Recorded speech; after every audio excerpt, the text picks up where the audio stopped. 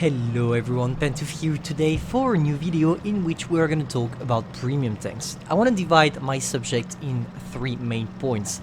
First of all, are there too many premiums tank in the game? Second, are premiums too strong? And last one, are premiums making the game boring?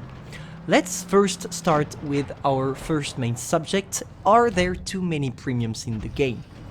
As you all know, Wargaming is a company, and as a company they need to make money for a living, and one extremely good way to do money is to sell premium tanks. Therefore, Wargaming is implied to sell a lot of them to players in order to maintain the company financial at high. That's logic. I don't blame them for that. They are not to blame because that's what every company do. They want to make money. That's the purpose of a company. It's like this, and it will never change. And I'm glad it's not gonna change. That's how we are actually being able to play the tank and the game. So that's not a problem. The main problem is check out the rate of developing of premiums. Wargaming is developing so much more premiums than Tech 3 tanks that I'm more excited for a new premium than a regular Tech 3 because we never see Tech 3s. It's really rare for Wargaming, for example, to release a new Tech 3 line. Probably if they release a Tech 3 line for one update, it's gonna take them at least maybe 2 to 3 more updates to release a new one. And it's boring. It's boring because I'm gonna talk from my personal point of view. I know that I'm grinding a whole Tech 3 line in less than a week. I'm not saying that they should release Tech 3 tanks every week, but what I'm trying to say is that 3 to 4 updates to release new Tech 3 tanks, it's too much. It's clearly too much because it means 4 months. And in 4 months, you really have time to completely learn how to play new Tech 3 tanks. You have enough experience in the tanks you already played not to be able to play them and have as much fun as you did the day of the release. That's logic, but what can I say? It's boring. They don't release enough, at least in my opinion, enough Tech 3 tanks in the meantime. But maybe that it's one solution to make the game less boring. Why? Because when you're a free-to-play player and you can't really destroy these premiums that are too strong. For example, WZ120, 1GFT. Look at this. We were in a 1 versus 3 fight with the 75 and the T44 and the T92E1, and we still won. The main problem is when you're a free-to-play player that can't afford to buy these kind of tanks, you are gonna get bored by the game pretty soon because you can't face them. It's impossible. You can't win against them. That allows me to introduce my second point.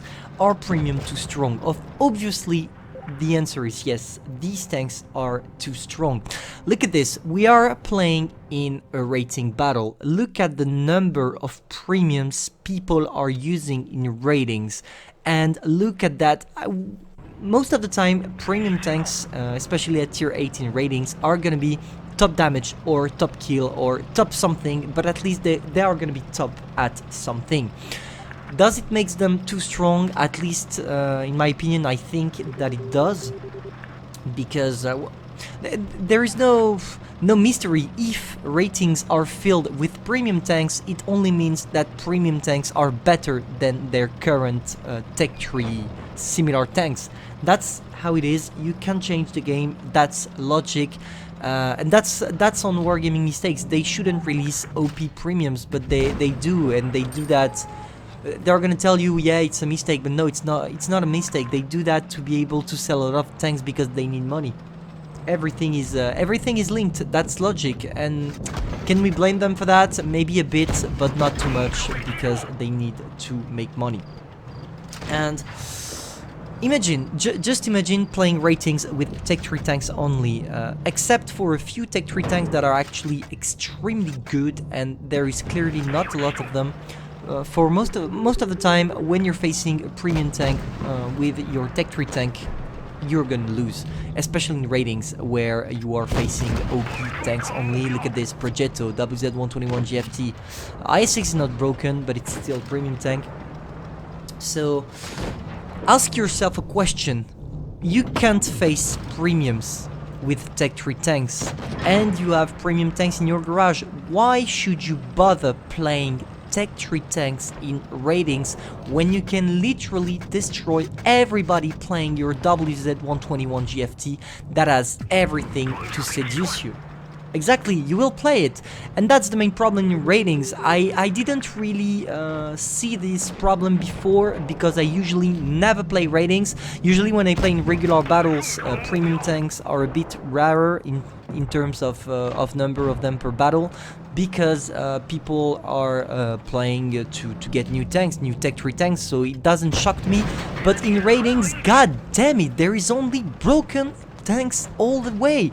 I don't want to play tier 9 or tier 10 because of Sheridan and the T92E1, but every time I play tier 8, you're playing against completely broken tanks, and you can't face them. And you know what they say, when you can't face them, you join them. Therefore, I'm playing with broken tanks as well. Why should I play tech tree tanks that are less good, that are worse than their actual premium version? Yeah, you don't play them, you play with broken tanks only because it's working. And in my opinion, that's the kind of spirit that is destroying ratings, because everybody wants to play broken tanks, that's logic, but by playing premiums over and over and over, it makes the game mode pretty boring. I honestly don't enjoy playing ratings. I hate ratings, but I'll do a video about it. Maybe in the future, I don't know, but not for now.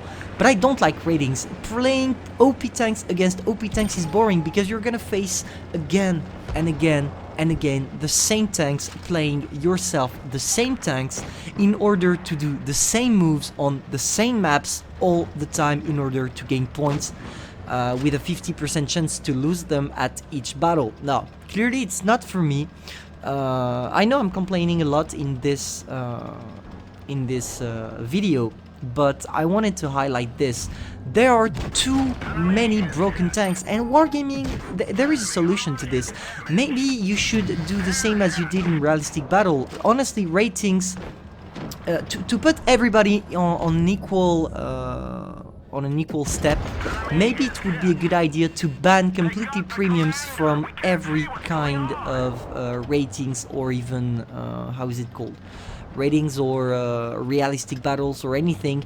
Just playing with tanks that are actually in the tech tree. If we do that, you don't have the advantage of having the WZ121 GFT in your garage and the opponent doesn't, etc. I don't think they're gonna do it. That's what I would do to make ratings more interesting, but of course there are downsides if you do that. Maybe you're gonna see even more T92E1 and Sheridans, because of course that's the kind of tanks that are completely broken, and it will maybe not resolve the problem and solve the problem, because you will still face OP tanks from tech tree, for example the Yak Panther 2, the RHM, but they are still less broken than these premiums, at least in my opinion. So that's all I have to say. Maybe we can add one thing concerning the game itself, because I feel like the more premiums that are added to the game, the less I'm interested in playing, because you face the same tanks over and over again. You just wait for the premiums. For example, let's take an example, Progetto 46. Progetto 46 is a good tank. It's not broken, but it's extremely good. One day, when Wargaming will release new tanks over and over again, we know that the Progetto is maybe, I'm saying maybe because maybe it's not going to be the case, but probably the Progetto 46 is going to be power crept. But it's joining what I said in the previous video, saying all premiums are subject to power creeping. You don't buy a premium that is going to stay an OP tank for long, and that's the main problem. it's making the game boring because it's the same pattern. You buy a tank, when you buy it, it's extremely good, you wait a few months and it's power crept by new premiums that are coming out that are clearly better. That's how it is, that's how the game evolves. Tell me in the comments what you think about this, what you think about ratings, what you think about premiums in general. I'm genuinely interested in your opinion. Thank you all for listening and see you soon.